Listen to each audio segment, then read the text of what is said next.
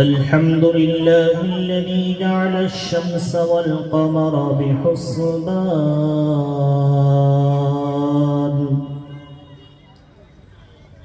والنجم والشجر يسجدان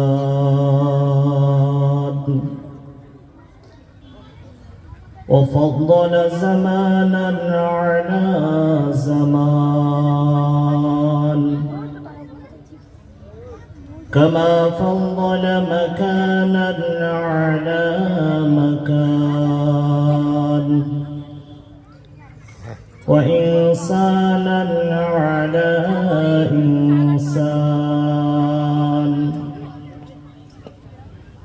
ونشهد أن لا إله إلا الله وحده لا شريك له لا جد له ولا ند له ولا مثل له ونشهد أن سيدنا وسندنا وحبيبنا ومولانا محمدا عبده ورسوله أرسله بالحق بشيرا ونذيرا وداعيا إلى الله بإذنه وسراجا منيرا فقد قال الله تعالى في كلامه المجيد إن الله وملائكته يصلون على النبي يا أيها الذين آمنوا صلوا عليه وسلموا تسليما اللهم صل على محمد وعلى آل محمد كما صليت على إبراهيم وعلى آل إبراهيم إنك حميد مجيد اللهم بارك على محمد وعلى آل محمد كما باركت على إبراهيم وعلى آل إبراهيم إنك حميد مجيد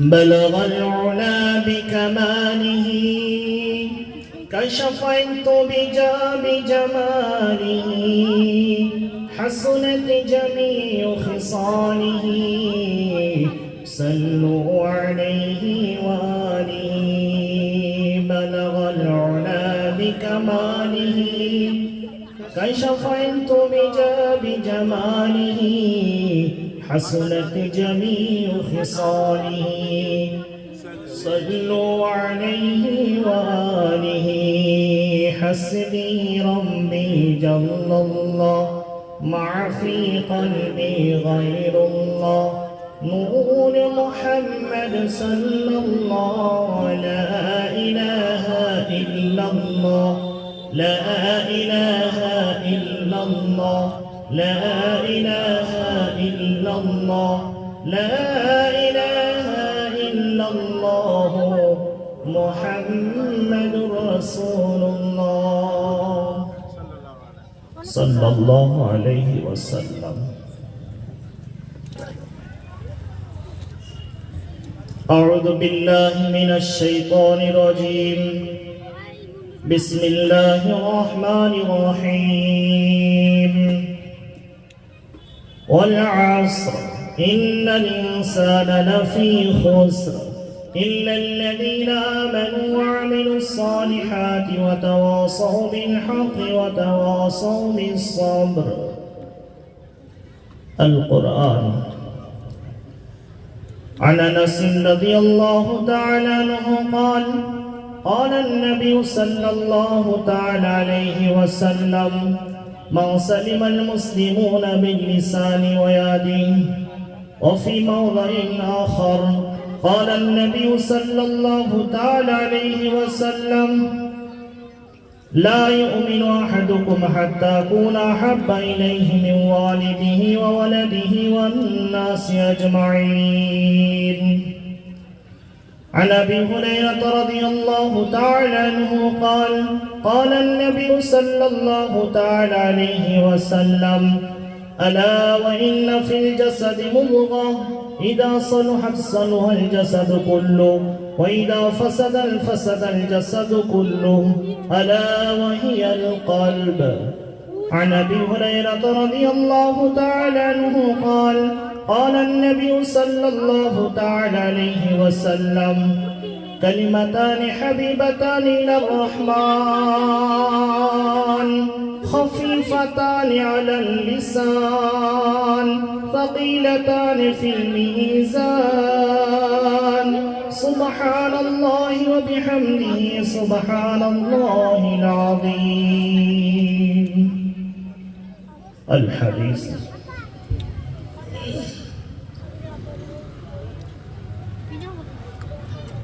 আলহামদুলিল্লাহ, সমস্ত প্রশংসা জ্ঞাপন করি তানারই শাহী দরবারে, যিনি আজ এই পবিত্র কোরআনী মাহফিলে আজ যোগ্য আলেম ওলামাদের, জ্ঞানী গুণী বুদ্ধিজীবী মানুষদের সামনে আপনাদের মতো দিন প্রেমী মানুষদেরকে এই পুদু পবিত্র জায়গায় হাজির হওয়ার তৌফিক দিয়েছেন,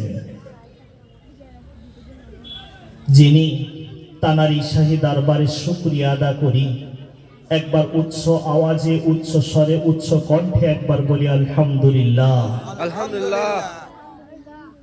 এই আওয়াজ হয় প্রথম স্টার্টিং খুতবার পরে আমি একটি দরুদ পড়েছি। সেই দরুদটির নাম কি জানেন? যারা শ্রোতা রয়েছে বলবেন। দরুদটির নাম দরুদে ইব্রাহিম। নবী আকরাম সাল্লাল্লাহু আলাইহি ওয়াসাল্লাম হযরতে আবু বকর সিদ্দিক রাদিয়াল্লাহু তাআলা আনহুকে যে দরুদ শিখিয়েছেন, সেই দরুদ আমি পড়েছি। কিছু দু চারজন ওলামারা পড়েছেন, বাকি আপনারা সবাই চুপ ছিলেন।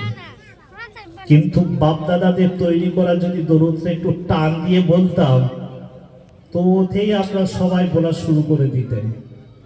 কেন বলেন দেন? ওঠার রেওয়াজ তৈরি হয়ে গেছে।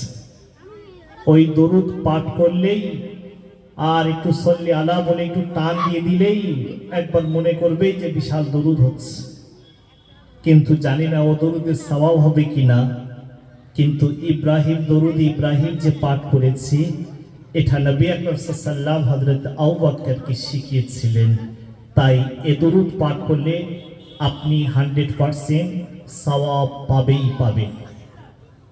ওই জন্য আমরা আজকের বিদাতের মধ্যে জুড়ে গিয়ে, রেওয়াজির মধ্যে পড়ে গিয়ে আজকে আমরা কিভাবে দিন থেকে হটে যাচ্ছি সেটা কখনো আপনি কল্পনাই করতে পারবেন না। আপনাদের সামনে কথা রাখছিলেন আমাদের প্রবীণ মুফতি সাহেব, মেরিগঞ্জের দিকেও দেখে সম্ভবত বাড়ি। আচ্ছা আচ্ছা, জি। তো মুফতি আব্দুল্লাহ সাহেব, তো উনি মূল্যবান কথা রাখছিলেন। খুব যোগ্য মানুষ, বিজ্ঞ মানুষ, অভিজ্ঞ মানুষ। আরো আছেন স্টেজে যারা উলামায়ে কেরামরা, আমাদের সুবহান ভাই রয়েছেন, তো মাওলানা আল্লাহ শুকর বহুত খিদমত করেন। কারি সাহেব রয়েছেন, তো সবাই ভালো খিদমত করেন। পুরো গ্রামবাসীরা সবাই আপনারা মেহনত করে আজকের এই পবিত্র এক মাহফিল কায়েম করেছেন। তাই সকলকে আমার আন্তরিক শুভেচ্ছা, ভালোবাসা, অভিনন্দন, শ্রদ্ধা। অতঃপর আপনারা যারা হাজির হয়েছেন, সকল শ্রোতা মণ্ডলীর উদ্দেশ্যে আমার আন্তরিক আজকের সালাম। সকলে একটু উচ্চ আওয়াজে সালামের জবাবটা দেবেন। আসসালামু আলাইকুম। এই আওয়াজে আপনারা শেষ পর্যন্ত যাবেন কি করে? হ্যাঁ, এই আওয়াজে যাবেন কি করে?